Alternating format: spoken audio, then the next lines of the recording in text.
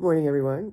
I debated whether I should do the video in this location, but the topic is hurricane brain and recovery of what we have gone through.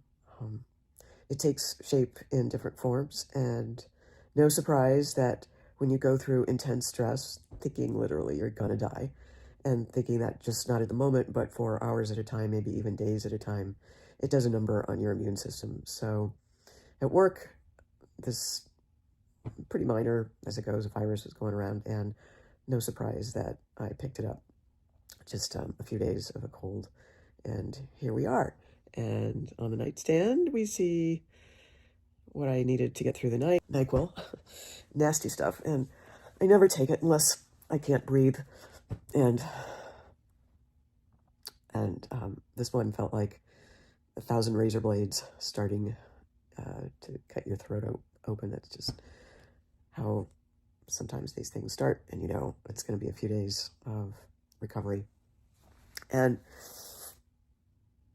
I think part of the whole recovery is that there's a physical part of getting your yard cleaned up and everything you have to do at home. And then, you know, after twisting and tossing these big branches and limbs, I was really sore. And that's passed. And the big thing is, and there are these different memes going around on social media about if you've gone through this, you don't know what day it is, or just your sense of time just gets to be very distorted. And that's certainly what has happened. But just everything kind of catches up with you, and you have to take some time off. And it is, anyway, I went back to work because I knew they needed people, and I'm at a job where I'm able to help people do different things in terms of their recovery, and so people give you hugs when you're able to help them out, and that's very rewarding.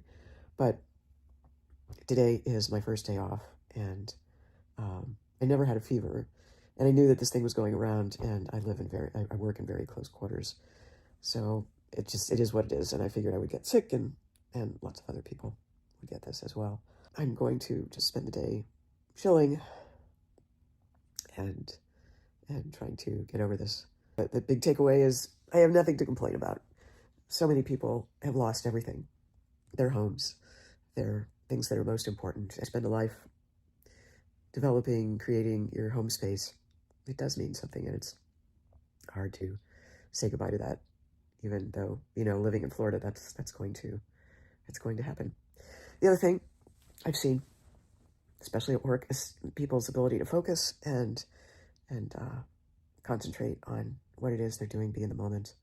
So meditation is an important skill, I think. If you aren't already doing it, just a great way to kind of catch up with yourself and re-energize and begin the job of healing, which most of us need to do in some way. Yeah, I'm kind of wiped out. No, I'm not kind of wiped out. I am wiped out. And it's rare for me to be down like this. And when I say down, I mean more physically than emotionally. I've had to deal with some very tough family issues, and without airing dirty laundry, these kinds of times really show who cares about you and who doesn't. And sometimes that's a hard pill to swallow. So,